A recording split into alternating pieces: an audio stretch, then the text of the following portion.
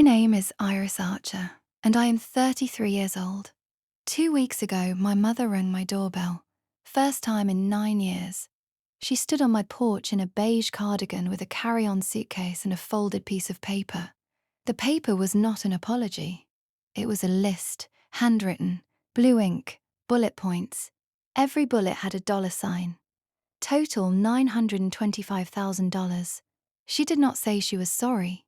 She did not ask about her grandchildren. She said, "We need to talk about the family's future." But here is what my mother did not know. I had been keeping a list of my own for 9 years. Every birthday card she returned, every voicemail she ignored, every text message my sister sent about me behind my back. 29 items, all labeled, all dated, all filed in a navy blue binder that I kept in the bottom drawer of my desk. She brought a list of what she wanted. I brought a list of what she did. Before we get into this, if you are new here, please take a moment to like and subscribe. It helps more than you know. And while you are at it, drop a comment telling me where you are watching from and what time it is where you are. I love reading those. Let me take you back to the summer I turned 24. The summer my family told me I was no longer one of them. Millfield, Ohio. Population 2,000 and change. One Baptist church, one barber shop, one diner where every booth smelled like coffee and bacon grease no matter what time you walked in. That was my town, my whole world until I was 18. My father, Kenneth, worked at the lumber yard on Route 7 for 31 years. Same shift, same boots, same quiet nod when he came through the door at 5:42 every evening. My mother, Diane, ran the household and the church women's committee with equal precision. She organized the Easter brunch. She coordinated the prayer chain. She decided who brought what to every potluck, and nobody argued. My sister Paige was 4 years younger, and everything I was not. Loud, confident, the kind of girl who got voted homecoming queen and acted surprised. Mom adored her. Dad called her sunshine. I was the quiet one. The one who did the dishes without being asked and scored perfect on every math test and never got a party for either. I do not say this with bitterness. I say it because you need to understand the math. In our family, love was a budget, and Paige was the line item that always got funded first. When I was 18, I got a scholarship to Ohio State. Full ride. I was the first Archer to go to college. Mom packed my suitcase and slipped a card inside, the kind with flowers on the front and her handwriting on the back. "Come home soon. You belong here." I kept that card for 15 years. It is still in my desk drawer, right next to the navy binder. The card was the last kind thing she ever wrote me. I met Marcus Ellison in advanced statistics spring semester of my junior year. He sat 2 rows ahead of me and solved regression problems like he was reading a grocery list. Calm, methodical, never rushed. He was an engineering major, computer science minor on a partial scholarship from Cleveland. His mother, Cora, was a retired school librarian. His father, white from the suburbs, left when Marcus was 4. Cora raised him alone. She worked 2 jobs until Marcus turned 16. And then she worked 1 job and volunteered at 3. Marcus was biracial. He had his mother's eyes and his father's jawline. And this way of listening that made you feel like everything you said actually mattered. Our first date was at a taco truck near campus. He paid with crumpled singles. I paid with quarters. We split a horchata and talked until the truck closed. He told me he wanted to build something. He did not know what yet, but something that solved a real problem. I told him I wanted a job where the numbers meant something. He said then, we are in the right field. We dated for 3 years before he proposed. 3 quiet, steady, unremarkable years. He met my parents twice. The first time, Mom smiled too wide and called him Michael instead of Marcus. The second time, she called him Marcus, but did not look at him when she said it. Both times, Dad shook his hand and said almost nothing. I told myself it was nerves. Small town people. They just needed time. Paige was the honest one. At Thanksgiving, she leaned over and whispered, "He is nice, but Mom is never going to be okay with this. You know that, right?" I did not know that. Not yet. Marcus proposed on a Tuesday. No ring at first, just a conversation at our kitchen table in our tiny apartment near campus. He said, "I want to spend my life with you. I want to build something with you. Will you let me? I said, yes. Before he finished the sentence, I called home that night. Mom picked up on the third ring. I told her the line went quiet for 7 seconds. I counted. You need to think about what this means for this family, Iris. Not congratulations. Not tell me about the ring. A warning. Dad got on the extension. He cleared his throat twice and said nothing. 2 days later, Paige texted, Mom has been crying since you called. Are you happy now? I was actually for the first time in years, but I did not reply that. 2 weeks after the call, a letter arrived. Not an email, not a text, a letter, handwritten. Diane Archer's cursive on cream-colored stationery. She wrote 4 paragraphs. The last one said, if you go through with this, you are choosing him over your family. We cannot support this. We will not attend. And if you walk down that aisle, do not expect to walk back through our door. He is not one of us, Iris. He never will be. That was the line. She drew it in blue ink on cream stationery, and she expected me to stand on her side of it. I read the letter 3 times, folded it, put it in a manila folder. I did not know why I kept it. Something in me, the part that files receipts and labels bank statements, told me to hold on to it. I held on. We got married at the Multnomah County Courthouse on a Saturday in June 12. Guests, all friends, all Marcus's side. His mother, Cora, flew in from Cleveland with a garment bag and a Tupperware of pound cake. She pinned a silk flower to my dress and held both my hands and said, welcome to the family, baby.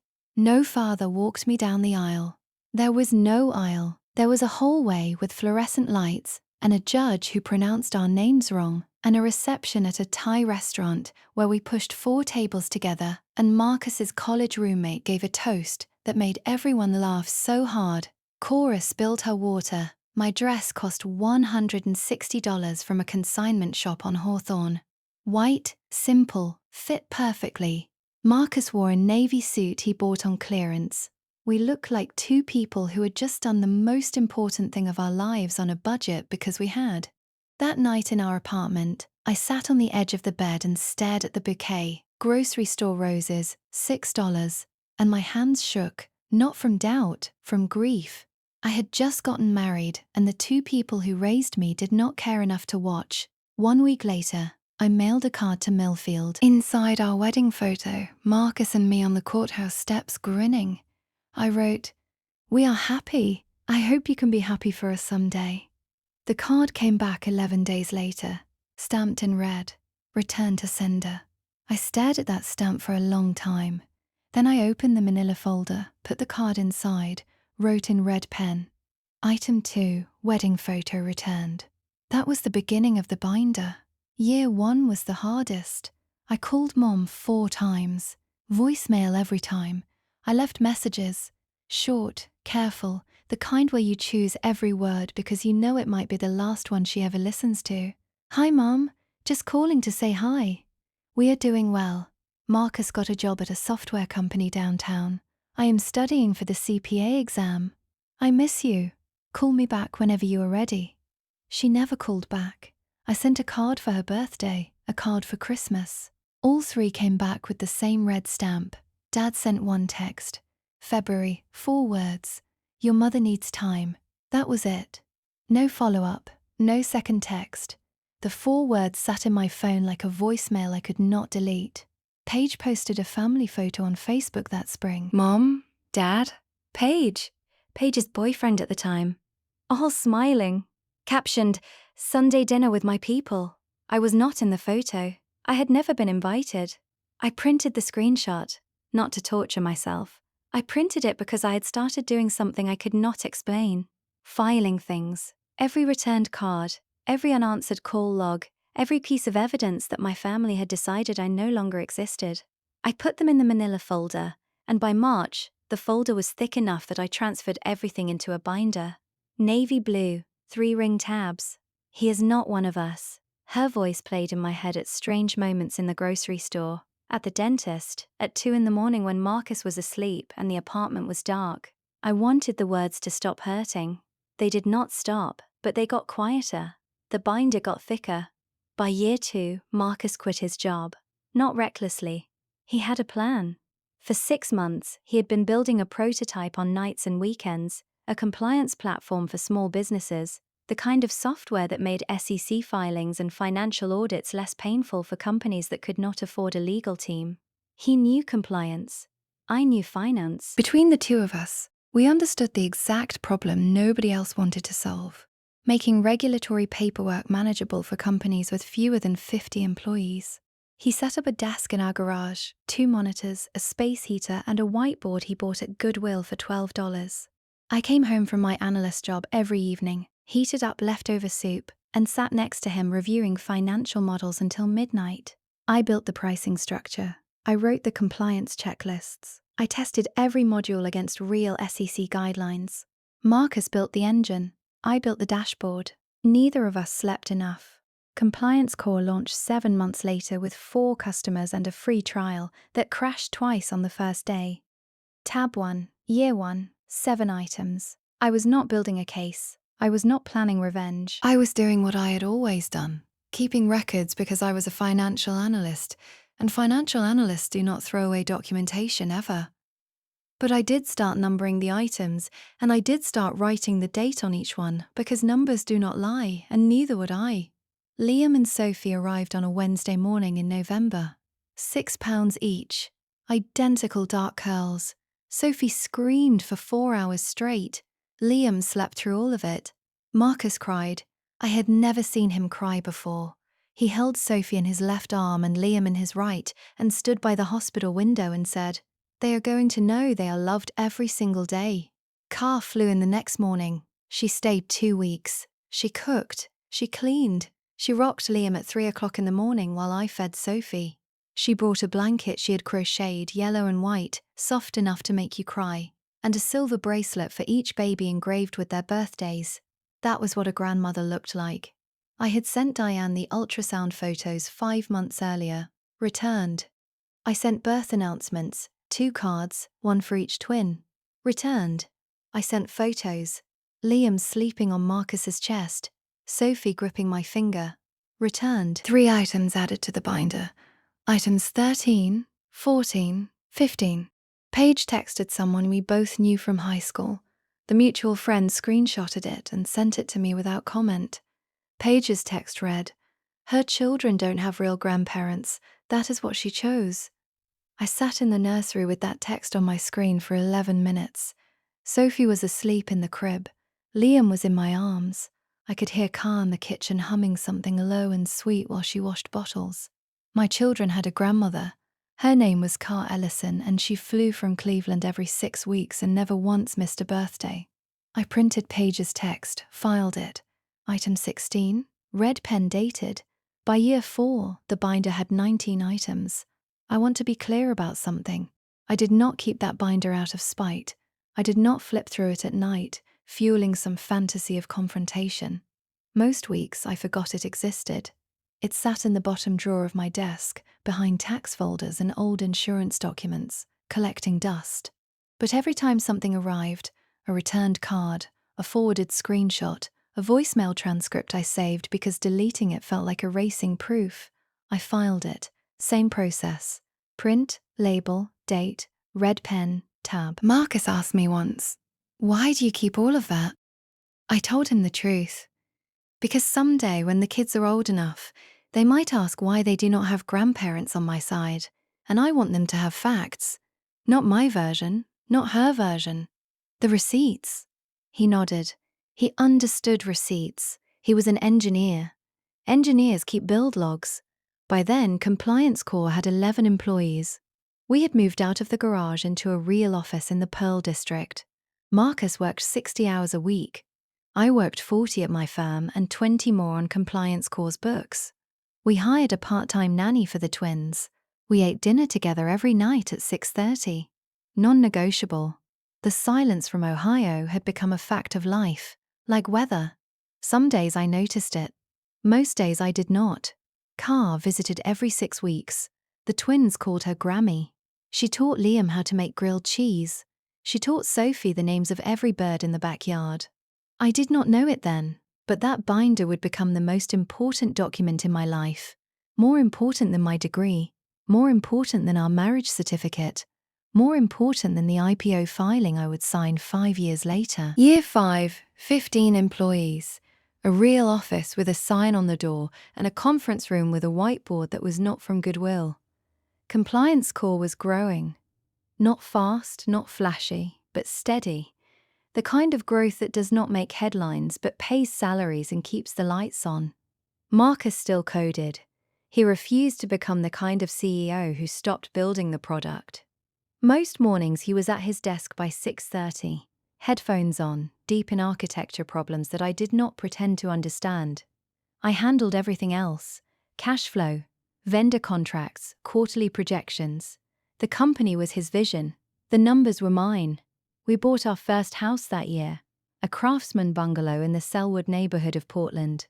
3 bedrooms, original hardwood, a backyard with a plum tree the twins claimed as their fort.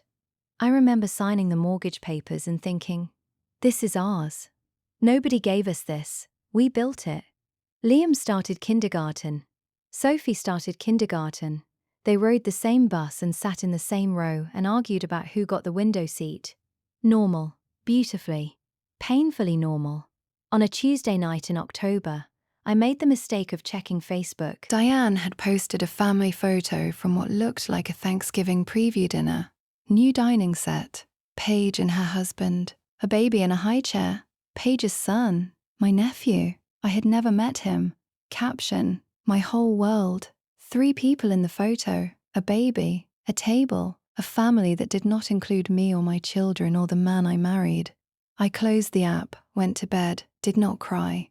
I had stopped crying about Diana Archer somewhere around year 3. Some wounds do not heal, they just go numb. Paige got married in year 6. I learnt about it from Instagram. The photos were beautiful. White church, the same Baptist church where I got baptized at 12. 200 guests. Paige in a cathedral-length veil, Mom in lavender, Dad in a new suit I had never seen before. The reception had a live band, a 5-tier cake, and a sparkler send-off that looked like a movie. They did not invite me. They did not tell me. I found out 4 days after the wedding when a friend from high school posted a group shot with the caption, "Best wedding of the year." I zoomed in.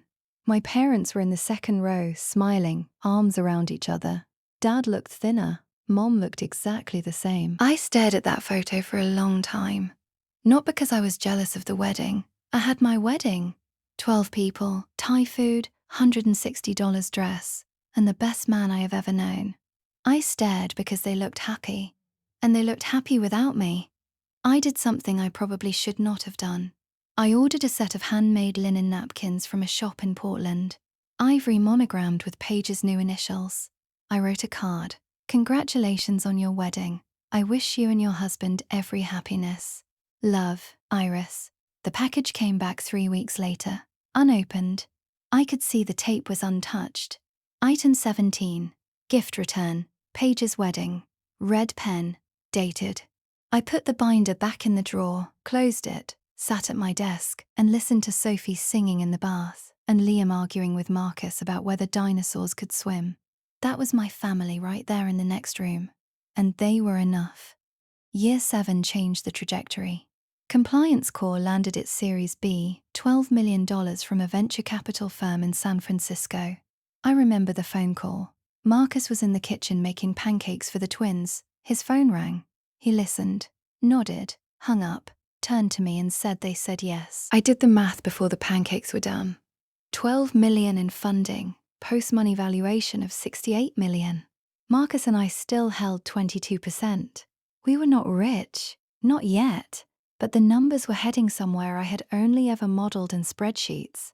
I left my analyst job that month and joined Compliance Core full-time as CFO. It was the first time my name was on the company paperwork next to his. We were partners in everything. We moved to a bigger house, a 4-bedroom colonial in Lake Osseo, 15 minutes south of Portland. Good schools, quiet neighborhood, a kitchen with an island where the twins did homework while I reviewed quarterly reports on the other end. The Series B made a small splash in the press. TechCrunch ran a 4-paragraph piece. 2 fintech newsletters mentioned it. Nothing major. The kind of coverage that people in the industry noticed and everyone else scrolled past. But someone in Millfield, Ohio did not scroll past. 2 weeks after the TechCrunch article, a friend from high school texted me, "Hey, kind of random, but your mom asked me about your husband's company at church on Sunday. She wanted to know what Series B meant. Just thought you should know." I read that text 3 times. Mom had not spoken my name in 7 years. She did not know what Series B meant, but she wanted to. The math was changing, and Diane Archer was paying attention. That same year, I sent what I knew would be my last birthday card. I had sent one every year, 7 straight years, 7 returned. Each one filed, each one labelled. But this time, I tucked something extra inside. A photo of Liam and Sophie at their school's fall festival. Matching flannels, face paint. Liam was missing his 2 front teeth. Sophie was grinning so wide her eyes were almost shut. On the back of the photo I wrote, "They ask about you sometimes. I tell them you live far away." I sealed the envelope, mailed it, expected the usual red stamp. 11 days back in the mailbox. It came back in 9 days. But something was different. The envelope had been opened. The flap was creased. The glue resealed with a strip of clear tape. I held it up to the light. The card was inside. The photo was inside. But someone had taken them out, looked at them, and put them back carefully, deliberately, then sent it back. I sat at the kitchen table and turned that envelope over in my hands for a long time. Someone in that house, Dad, I was almost certain, had opened the card, had looked at his grandchildren's faces, had held the photo, and then someone else, Mom, I was certain, had made him put it back and return it. He wanted to keep it. She would not let him.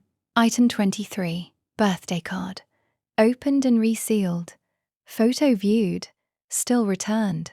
I wrote the label with a steadier hand than I expected because I had suspected for years that Dad was not the architect of this silence. He was the enforcer. Mom was the architect. And the blueprint was simple. If she could not control who I loved, she would erase me from the family entirely. Year 8. Compliance core was growing faster than either of us expected. 80 employees, offices in Portland and Austin, a partnership with 2 of the largest accounting firms in the Pacific Northwest. Marcus was on the cover of a regional business magazine, small print run, local distribution, but his face was on a glossy cover with the headline, "The Quiet Disruptor." I noticed strange activity on my LinkedIn that month. Someone from Millfield, Ohio, had viewed my profile 3 times in 1 week. No name visible, a private browser or a burner account, but the location was right there, Millfield, Ohio. Then Forbes ran its annual companies to watch list. Compliance Core made it number 47 out of 50. Small mention, 2 sentences, but it was Forbes. I did not think much about the LinkedIn views until a few weeks later when Marcus was invited to guest on a fintech podcast. The episode was 45 minutes, mostly technical, compliance, automation, API integrations, federal reporting standards. Not exactly viral content, but 3 days after it aired, my old friend from Ohio texted again. "Your mom told Linda at church that she always knew Marcus was smart." Direct quote. Linda said, "Diane sounded proud. First time she has mentioned your name in years. Always knew Marcus was smart. 7 years of silence and now she always knew." But I wrote it on a post-it and stuck it to the inside cover because I wanted to remember the moment Diane Archer started rewriting history. She was not proud of Marcus. She was not even sorry. She was recalculating. The numbers were getting bigger. And my mother was an accountant of a different kind. The group chat arrived on a Monday. My friend from Ohio, Tess, the one who kept me in the loop about church gossip, called me at 7 in the evening. She sounded rattled. Iris Page accidentally added me to a family group chat. I think she meant to add someone else with a similar number. I was in it for 3 days before they noticed and removed me. I took screenshots. She sent them 7 screenshots. 3 days of unfiltered Archer family conversation. I read them in the parking lot of Liam's soccer practice. Page. His company was valued at $68 million last round. I have been tracking the funding filings. If they IPO, we are looking at $300 million minimum. Diane, how do we approach this? She will not listen to me. Kenneth, maybe I should call first. Feel her out. Diane, no. I need to go in person with a plan. A real plan. Paige, make a list. Be specific about what we need. She is a numbers person. She will respond to numbers. Diane, how much should we ask for? Paige, start with the mortgage, then medical, then retirement, college for my son, monthly support. Layer it. Make it look like family investment, not a request. Kenneth. This does not feel right. Diane, Kenneth, she has more money than this entire town. She can afford to help her family. Kenneth did not reply after that. I sat in my car with the engine off. The dashboard clock read 7:22. Through the windshield, I could see Liam running across the field, chasing a ball twice the size of his head. My hands were shaking, not from sadness, from clarity. 9 years of silence, 9 years of returned birthday cards and ignored grandchildren and a cream-coloured letter that said, "Do not walk back through our door." And now that the numbers had changed, they wanted to approach with a plan. I drove home, printed the screenshots, filed them. Item 26, family group chat, financial tracking, reconnaissance confirmed. If this story is hitting close to home, if you have ever had someone cut you off and come running back when the numbers changed, drop a comment. And while you are here, subscribe if you have not yet. I told Marcus that night after the kids were asleep. I showed him the screenshots. He read them once slowly, the way he reads code, line by line, looking for bugs. When he finished, he set the phone on the counter and stared at the wall for a long time. "What do you want to do?" "Nothing yet, but I want to be ready." He nodded. That was Marcus. He did not tell me what to feel. He did not suggest we ignore it or confront it or anything in between. He asked what I wanted, and then he stood next to me while I figured it out. The next morning, I called a family attorney not to sue, not to file anything. I wanted to understand our position. What were our rights if Diane showed up? Could she make any legal claim to our assets to the children? The attorney, a woman named Grace, mid-50s, no nonsense, walked me through it in 20 minutes. No, Diane had no legal standing. Our trusts were structured to protect the children's assets. No grandparent visitation rights in Oregon without an existing relationship, and 9 years of documented estrangement made any claim laughable. I thanked Grace, hung up, went to work. But I also did something else that week. I drafted a letter, did not send it, just wrote it out long at the kitchen table after midnight. In it, I listed every item in the binder, every date, every returned card, every ignored call, every screenshot. 26 items dated, documented, ready. Year 9. The IPO conversation started in January. Investment bankers flew to Portland. We had 3 rounds of meetings in our conference room. The one with the whiteboard that was still from Goodwill, though nobody needed to know that. They reviewed our financials, our growth projections, our customer retention rate. They used words like roadshow and pricing range and lock-up period. Marcus handled the product pitch. I handled the numbers, every slide, every projection, every risk disclosure. My name was on it. CFO, co-founder, the person who signed off on every SEC filing before it left the building. The process took 7 months. 7 months of due diligence, legal review, investor meetings. Marcus barely slept. I barely ate. The twins started noticing. Liam asked why Dad kept talking to his laptop at dinner, and Sophie drew a picture of me at my desk with a speech bubble that said, "One more email." In August, our attorney finalized the trust structure for Liam and Sophie. 2 irrevocable trusts funded, protected. Nobody, not Diane, not Kenneth, not Paige, not any future version of any Archer who showed up with a list could touch $1. I signed the trust documents on a Tuesday afternoon in a corner office overlooking the Willamette River. The attorney asked if I had any questions. I had one. If a family member attempts to claim access to these funds, what happens? Nothing, she said. That is the point. I went home, made dinner, helped Sophie with long division, put the trust documents in the fire safe under our bed. Then I noticed something odd.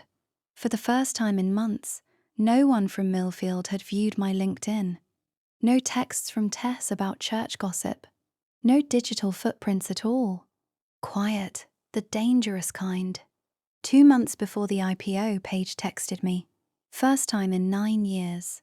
The message arrived at 217 on a Thursday afternoon. "Hey, just thinking about you." How are the kids? 6 words, 9 years, and how are the kids? As if she had been asking regularly, as if this was a continuation of something instead of a resurrection. I did not reply for a week. I wanted to see if she would follow up. She did. A second text. I am going to be in Portland for work next month. Would love to see you. Marcus said, it is your call. I agreed to meet her. Not at our house, at a cafe in the Pearl District. Public, neutral, time limited. Paige showed up 15 minutes late in a blazer and ankle boots. She looked like she had practiced being casual. She hugged me too long. She said, "You look amazing 3 times in the first 10 minutes. Then she started asking questions. How big was our house? Did the kids go to private school? What neighborhood did we live in? Was Marcus still running the company, or had he stepped back? How many employees now? Had they raised more money recently?" 32 questions. I counted. None of them were, "I am sorry." Halfway through our lattes, I noticed something in the reflection of the cafe window. Paige had her phone angled toward the parking lot. She was photographing my car, a white Tesla Model Y that Marcus bought me for my birthday. She was scouting, cataloging, building a report. I let her finish her latte. I answered her questions vaguely, politely, the way you answer a bank teller's small talk. When we hugged goodbye, she held on too long again. She ordered a latte and asked 32 questions. I counted. The only question she did not ask was the only one that mattered. After the cafe, I drove straight home and opened the binder. Item 28. Page reconnaissance visit. Date. Red pen. Notes. 32 questions documented. Photographed vehicle. No apology offered. No mention of past estrangement. Then I called Grace, the family attorney, for the second time. They are coming, I told her. My mother, probably within weeks of the IPO. She will bring demands. Grace asked what kind of demands. I told her about the group chat, the screenshots, Paige's instructions to layer it and make it look like family investment. Grace was quiet for a moment. You have documentation. I have a binder. How thorough. 28 items dated, sourced, 9 years. Another pause. Iris, you do not need me for this. You need me for the legal structure, the trusts, the estate separation. That is already done. What you are describing is not a legal confrontation. It is a personal one. And for that, you just need to decide what you are willing to say. She was right. This was not about lawyers. This was about a woman who showed up at my door because the numbers changed, and whether I was going to let her rewrite 9 years of silence into a story about a misunderstanding. I sat at my desk that night and pulled out the letter I had drafted months ago. The one listing every item in the binder. I read it. Then I put it back in the drawer. I did not need a letter. I had the binder itself. 28 items, 9 years, every returned card, every ignored voicemail, every screenshot, every piece of evidence that my family had erased me. Not because I did something wrong, but because I loved someone they refused to accept. The binder would speak for itself. Compliance call went public on a Wednesday in October. Marcus and I stood on the floor of the NASDAQ in New York, him in a charcoal suit, me in a navy blazer, and watched the stock open at $18 a share. By noon, it hit 20. By close, 22. Market cap, $440 million. Marcus and I held 10%. Net worth on paper, $44 million. 44 million. I did not know what to do with that number. It did not feel real. It felt like a spreadsheet cell that someone had typed wrong. Too many zeros. Check the formula. But the zeros were right. I had checked the formula. That was literally my job. TechCrunch ran a feature. Forbes called for a comment. Bloomberg put Marcus's face in a sidebar. A local Portland news station did a 3-in-1 segment. Local couples fintech startup hits NASDAQ. They showed our company photo. 2 founders side by side, equal. Marcus and I celebrated with room service sushi in our hotel room overlooking Times Square. Liam and Sophie were back in Portland with Cora, who had flown in for the week. Marcus fell asleep on the couch at 9:15, still wearing his suit jacket. I stayed up, not because of the IPO, because of what I knew was coming next. I checked my phone. 5 missed calls. Area code 740, Millfield, Ohio. 3 calls from a number I did not recognize. One from Kenneth, one from Diane. I did not call back. I set the phone face down on the nightstand and stared at the ceiling. 9 years, $44 million. And suddenly, Iris Archer was worth knowing again. I went to sleep with my hand over the phone as if it might ring again. It would. Kenneth's voicemail arrived the next morning while I was brushing my teeth. His voice was thinner than I remembered, older. The cadence was the same, slow, careful, a man who measured words like lumber. But something underneath had shifted. There was a crack in it. "Baby girl, I saw you on the news. You and Marcus on the stock exchange floor." I did not know what to say, so I am calling. I am proud of you. I have always been a long pause breathing. Your mother wants to talk. She has things she wants to discuss. Please call her back when you can. I love you, Iris. I played it 3 times. Baby girl. He had not called me that since I was 14, and I am proud of you. 4 words I had waited a decade to hear. That then I rewound, listened again, listened to the structure of it. He called after the IPO, not after the wedding, not after the twins were born, not after any of the 7 birthday cards, or the ultrasound photos, or the birth announcements, after the IPO. He was proud of me on paper. He had always been proud of me on paper. What he had never been was brave enough to pick up the phone when there were no millions attached to the call. He is not one of us, Iris. He never will be. I heard Mom's voice, but it was Dad who enforced the silence. He could have called any day, any year. He chose this one, the one with 44 million reasons to reconnect. I saved the voicemail. I did not add it to the binder. It was too sad for the binder. Instead, I sat on the hotel bathroom floor and let myself feel it, all of it, for about 4 minutes. Then I got up and packed my suitcase. We had a flight to catch. Diane's text arrived 2 days after we got home from New York. It was long, carefully composed, no typos, no autocorrect errors, no casual abbreviations. This was a draft. She had written it, edited it, probably read it aloud to herself in the mirror. Iris, I know we have lost time. I think about you and the children every day. Life is short, and I have learned that some things matter more than the differences that divide us. I would like to talk about the future, about the children, about what it means to be a family. There are things that families should share. I believe we can find a way forward if you are willing. I read it twice, counted the words, 63 carefully chosen, and not one of them was sorry. Not one of them was I was wrong. Not one of them acknowledged that she had disowned me for marrying a man whose skin was a different shade than hers. Not one of them mentioned the returned birthday cards, the ignored grandchildren, the 9 years of weaponized silence.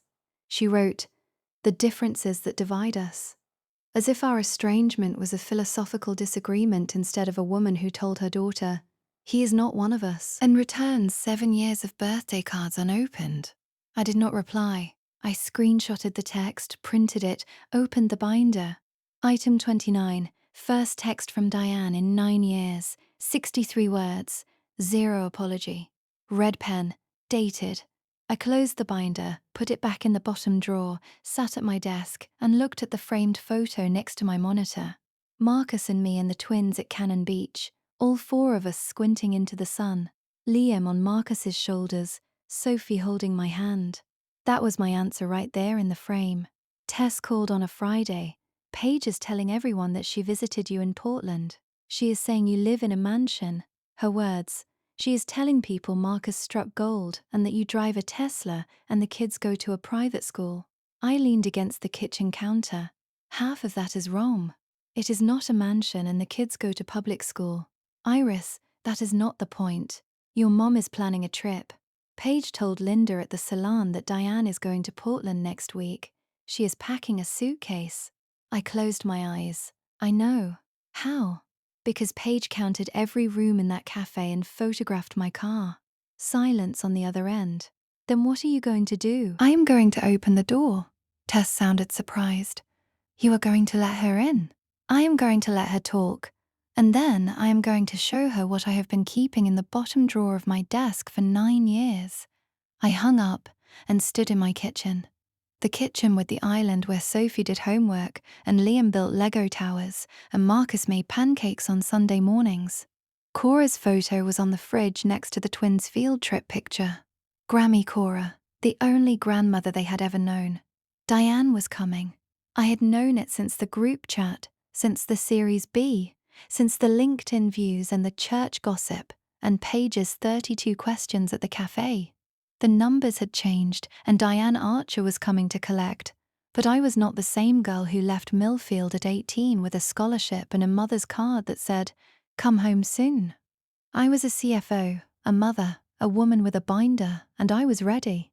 The irony was not lost on me.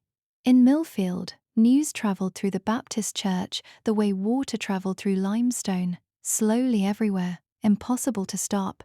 When I married Marcus, the Whisper Network had done its work in 48 hours. Diane Archer's daughter married someone who was not like us. The women on the prayer chain clucked their tongues. The men at the diners shook their heads, and Diane had used that social pressure like a weapon.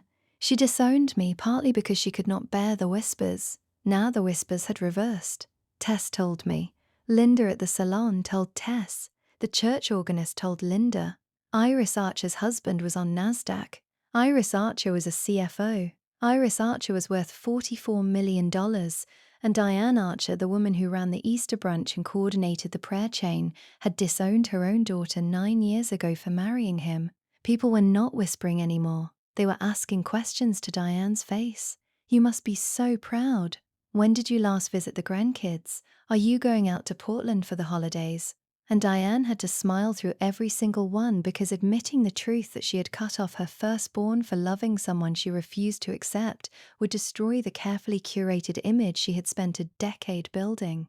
The same town that let her cut me off was now asking her why. Diane could not tell them she was estranged from her daughter without admitting she was the one who drew the line. And she could not pretend everything was fine without someone inevitably asking, "Then where was Iris at Christmas?" The pressure was flipping, and Diane Archer, the woman who wielded social pressure like a scalpel, was now the one being cut.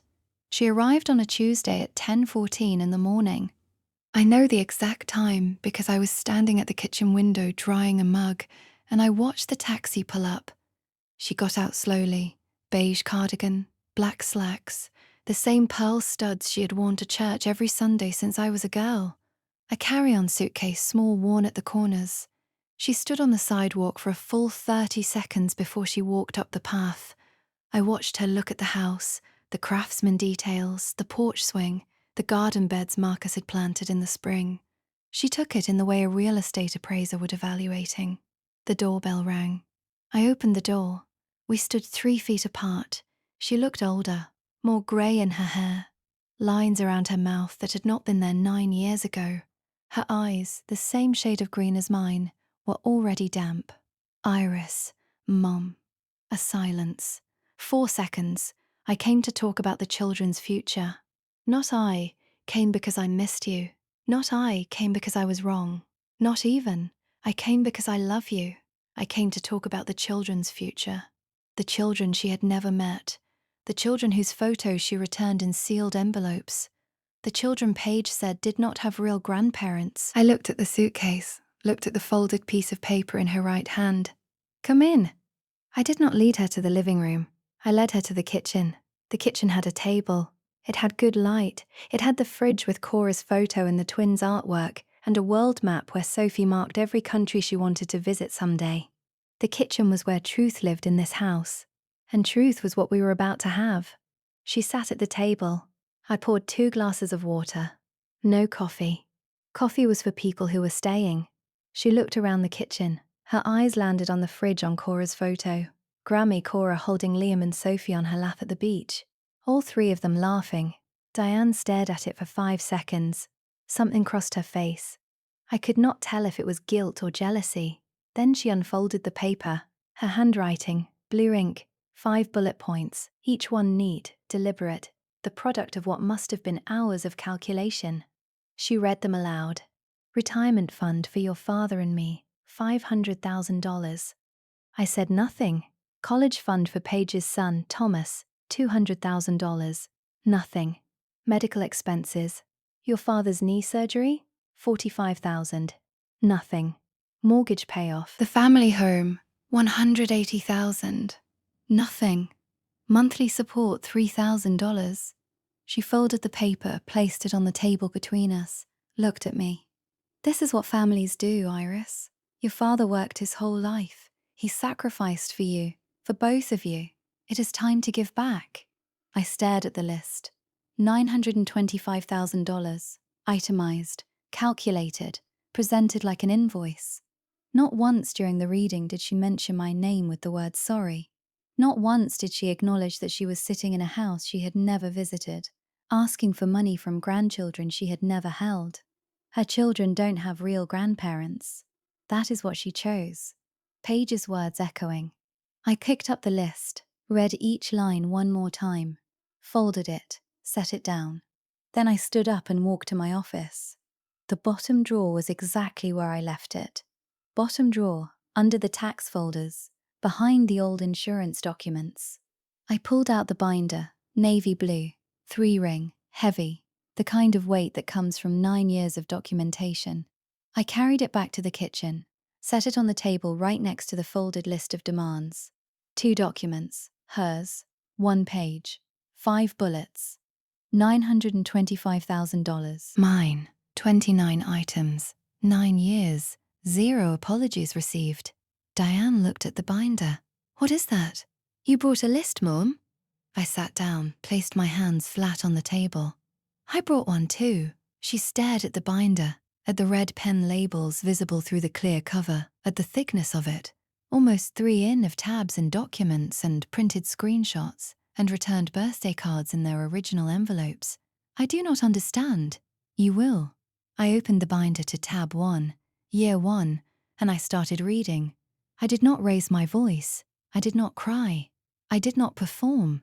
I read the way I read quarterly reports to the board. Factual, organized, item by item.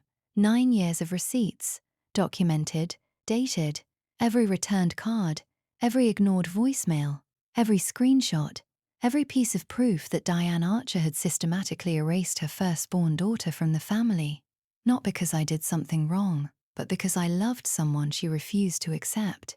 The binder was not revenge. It was not a weapon. It was a record. And records do not negotiate. They do not argue. They do not forgive or condemn. They just tell the truth. And I had 9 years of truth to share. Tab 1, year 1. I pulled out the first item. A birthday card in a white envelope. Red stamp across the front. Return to sender. Still sealed. I placed it on the table. Item 1, birthday card. Mailed. September 12th, 2017. Returned September 23rd. Diane's eyes widened. I pulled out the second item. Another envelope. Same stamp. Item 2, wedding photo. Mailed June 14th, 2017. Returned June 25th. A third. Item 3, Christmas card mailed December 8th, 2017. Returned December 21st. I laid them out one by one slowly, the way you lay out evidence in an audit. No commentary, no emotion, just documents arranged in chronological order. Diane's mouth opened, then closed. She stared at the growing row of envelopes on the table, white rectangles with red stamps, each one a door I had tried to open, and she had slammed shut. These are the birthday cards I sent you every year for 9 years. Every single one came back. Iris, I am not finished. I moved to tab 2. Year 2. 3 more items. A voicemail transcript.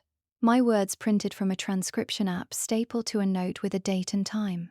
An unanswered call log. A Facebook. Diane's My Whole World post. No Iris, no Marcus, no grandchildren. Item 4. Voicemail to you. January 7th, 2018. Duration 47 seconds. No call back. Diane pressed her fingers to her lips. Her eyes were wet. Item 5. Text from Dad. February 12th, 2018. 4 words. Your mother needs time. I set the printout on the table. It has been 9 years, Mom. How much more time did you need? The tears came. I expected them. Diane covered her face with both hands and made the sound I had heard 1,000 times growing up. The controlled theatrical cry she used when she wanted sympathy without surrendering dignity. It was the same cry she used when Dad forgot their anniversary. The same cry she used when the church did not choose her casserole for the potluck finals. I was hurt, Iris. You chose him over us. You left. I did not leave. You told me not to come back. That is not. I was upset. People say things when they are upset. I flipped to tab 4, year 4, pulled out a printout. Item 16, text from Paige to a mutual friend, forwarded to me. March 9th, 2021. I read it aloud slowly. Her children don't have real grandparents. That is what she chose. Diane flinched. Paige did not mean this is Paige's exact text word for word. I flipped to the last tab, the screenshots. 7 pages. The group chat item 26, family group chat screenshots provided by a mutual friend who was accidentally added. October 4th, 2025. I read Paige's message. Make a list. Be specific about what we need. She is a numbers person. She will respond to numbers. Then Diane's. She has more money than this entire town. She can afford to help her family. Diane's face changed. The theatrical tears dried up. Something harder surfaced. Something I recognized. The same expression she wore when Paige broke the good china and blamed it on the dog. Anger, not guilt. Anger. You had no right to read that. I looked at her. Level, steady. You had no right to return my children's photos. The kitchen went silent. I reached for one specific item. Tab 5, year 7. The envelope was slightly different from the others. Same white paper, same red stamp, but the flap was creased. The glue had been cut and resealed with a thin strip of clear tape. I held it up. Item 23. Birthday card, year 7. Inside this card was a photo of Liam and Sophie at their school fall festival. On the back I wrote, "They ask about you sometimes. I tell them you live far away." I set the envelope on the table. This card was opened. Someone looked at their photo, looked at their faces, then sealed it back up and sent it back. Diane's jaw tightened. Who opened it, Mum? Nothing. Dad opened it. He wanted to keep it. And you made him send it back. Diane's hands were flat on the table now. Her eyes were on the envelope, on the tape. She whispered something so quiet I almost missed it. I was afraid. I waited. If I let him keep it, if I let any of it in, I would have had to admit I was wrong. That I lost 9 years for nothing. That I pushed away my grandchildren because I was too proud to. She stopped, swallowed. For 1 second, maybe 2, I saw something real in her face. Not performance, not manipulation, actual fear. The kind that lives under anger for so long it forgets how to come out any other way. Then it was gone. Her chin lifted, her posture stiffened. But you left us, Iris. You made your choice. The moment of honesty evaporated like steam off a coffee cup, gone before I could hold it. I placed Diane's list of demands on the left side of the table. I placed the binder on the right. 2 documents side by side. Your list. $925,000. 5 bullet points. No apology. I tapped the binder. My list. 29 items. 9 years of silence. 9 years of returned birthday cards. And ignored grandchildren and a daughter you erased because she married the wrong man. Diane's nostrils flared. I did not erase. You told the church I abandoned you. You told Paige to tell our friends that my children did not have real grandparents. You tracked my husband's company for months and came to my door with an itemized invoice. I closed the binder. The metal rings clicked shut. You did not come here because you missed me, Mom. You came here because the numbers changed. Diane stood up. The chair scraped against the tile. After everything we did for you growing up, the food, the clothes, the school supplies, this is how you repay us. You raised me. That is not a debt. That is what parents do. We gave you everything. You gave me a card that said, "Come home soon." Then you told me not to come back. She had no answer for that. I could see her searching, scanning through her mental Rolodex of guilt trips and emotional leverage, and finding nothing that fit. You said he was not one of us, that for 9 years, his mother was the only grandmother my children had. The words hung in the kitchen like smoke. She heard them. I watched them land. She had nothing left to say. The garage door rumbled. Marcus walked into the kitchen through the laundry room, keys in one hand, laptop bag over his shoulder. He saw Diane. He saw the binder on the table. He saw me. He did not speak. He set his bag on the counter, walked to where,